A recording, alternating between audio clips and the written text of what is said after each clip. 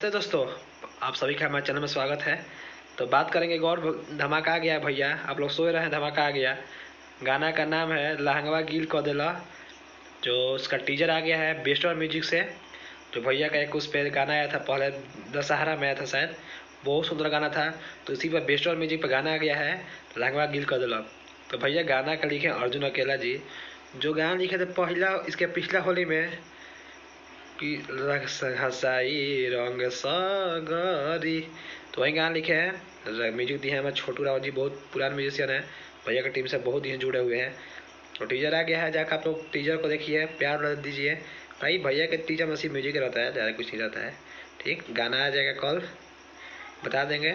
गाना आ गया, गाना का अभी टीजर का नाम लीजिए, गाना आएगा कल, आ जाएगा वैसे सुबह में।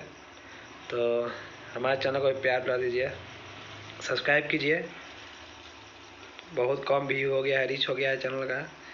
तो आप लोग, एक बार लाइव वीडियो आई राजा सिंह मुकुट के, सूर्या भाई के, शुभम सिंह के, ढेर तेज बनता लगनो तारा भक्ति गाना सुने के बाद जाकर सुनो ना, दशहरा में, छठ में, सब में भैया गावल, सावन में तारा होली में भक्ति गाना सुने के बाद ढेर तेज भज पड़ा लोग, कहियो लोग। अच्छा आई तू लोग बेटा एपिसोड एक अलग से प्रहलाद जी।